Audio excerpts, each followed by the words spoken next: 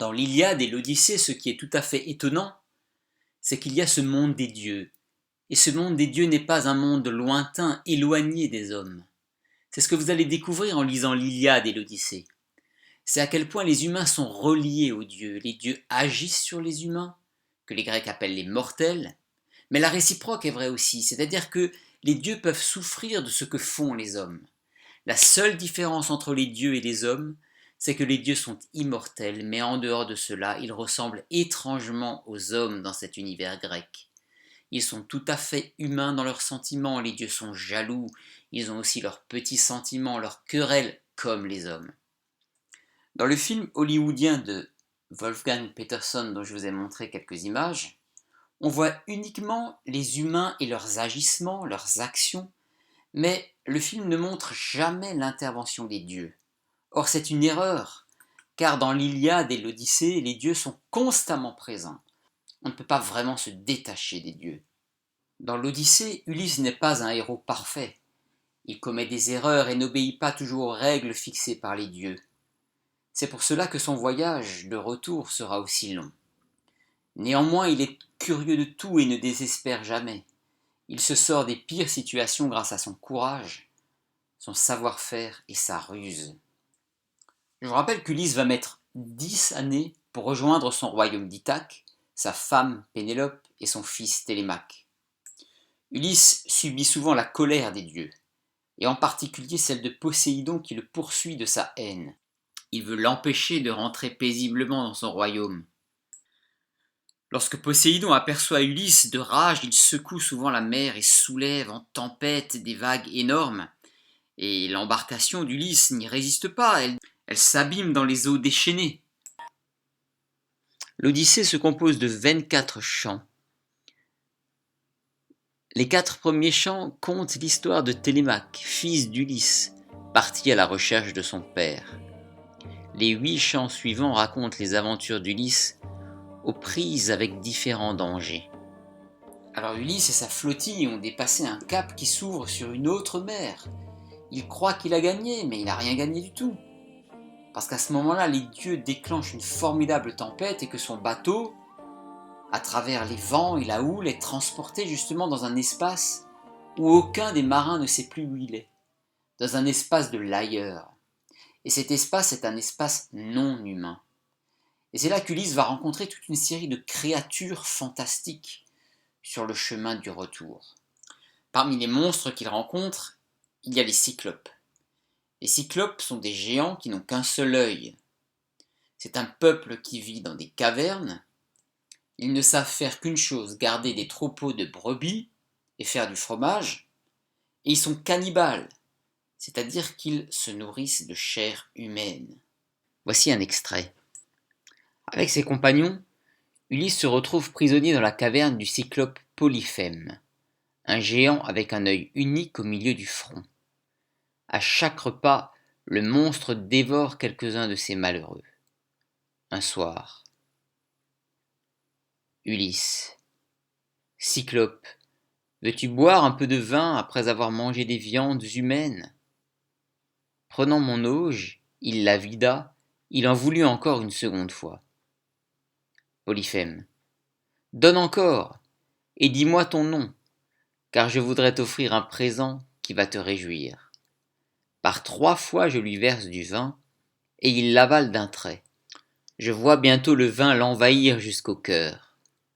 Ulysse. Tu veux savoir mon nom, Cyclope? Je m'appelle Personne. Polyphème.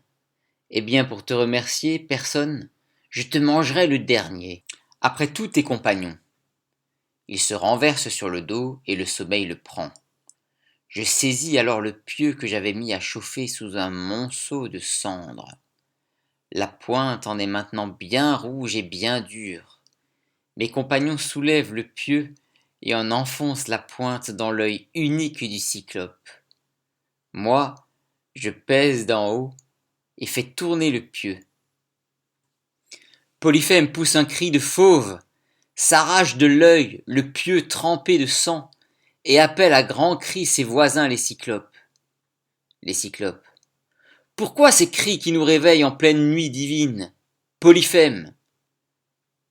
Est-ce toi que l'on tue par la ruse ou par la force?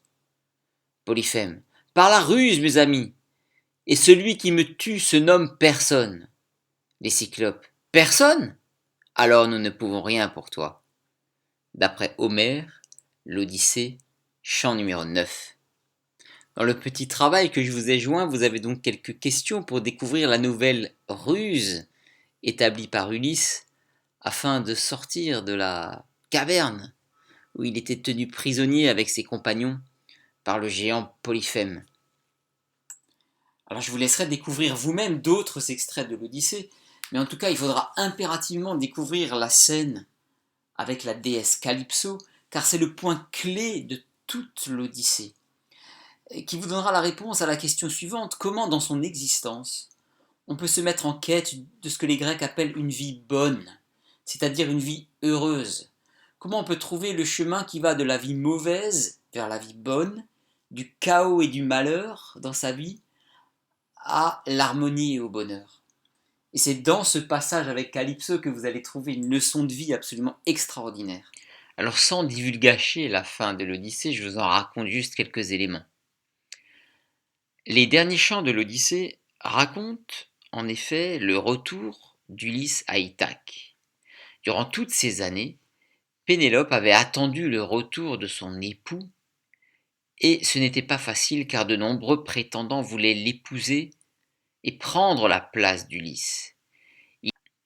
Ces derniers pressent Pénélope, la reine, de choisir parmi eux un nouvel époux, car tous ici étaient persuadés qu'Ulysse ne reviendrait pas, et il fallait donc choisir un nouveau roi d'Ithaque à la place d'Ulysse. Pour les faire patienter, Pénélope avait déclaré qu'elle donnerait une réponse quand elle aurait fini de tisser un linceul. Un linceul, c'est une pièce de tissu servant à ensevelir les morts. En réalité, chaque jour elle faisait son ouvrage sur son métier à tisser, et chaque nuit elle défaisait en secret le travail accompli, pour retarder le plus longtemps possible le moment où elle aurait à choisir un prétendant pour remplacer son mari. Mais l'un des prétendants avait découvert sa ruse. Quand Ulysse parvint à Ithaque, de tous ses compagnons il fut le seul survivant de toute la flotte qu'il avait suivie. Échoué seul sur les rives d'Ithaque, Athéna ne lui donne pas l'apparence qu'on lui connaissait. Elle lui donne l'allure d'un vieux mendiant couvert de haillons, afin qu'il puisse s'approcher sans risque de ses prétendants et qu'il puisse préparer sa vengeance. Son palais était en effet assiégé par tous les prétendants qui festoyaient sans cesse en pillant ses réserves et ses richesses. Et Télémaque, le jeune fils, était trop jeune pour les en empêcher. Ulysse mit alors au point un piège pour se débarrasser d'eux. Il demanda à Télémaque de rassembler des armes dans un coin du palais et de s'assurer que les portes de la salle des banquets restent fermées. Inspirée par la déesse Athéna, Pénélope proposa une épreuve aux prétendants. Celui qui parviendrait à tendre l'arc d'Ulysse et à lancer une flèche qui passerait au travers de 12 trous de hache disposés en ligne aurait alors la possibilité de devenir son époux. Voici un dernier extrait de l'Odyssée. Pénélope dit: Eh bien, prétendant, voici pour vous l'épreuve. Voici le grand arc de mon divin Ulysse. S'il est ici quelqu'un dont les mains sans effort puissent tendre la corde et dans les 12 anneaux envoyer une flèche, c'est lui que je suivrai. Aucun des prétendants ne parvint à tendre l'arc. Ulysse prit l'arc, le tourna, le retourna. Quand il eut fini de le vérifier, il le tendit sans effort, puis sa main droite prit et fit vibrer la corde, qui rendit un son clair comme un cri d'hirondelle.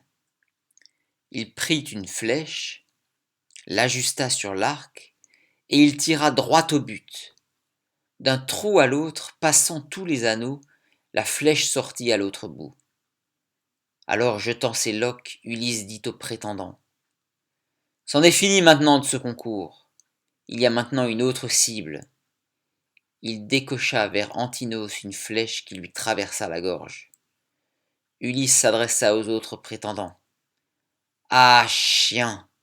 Vous pensiez donc que du pays de Troie jamais je ne reviendrais plus chez moi? Vous avez pillé ma maison.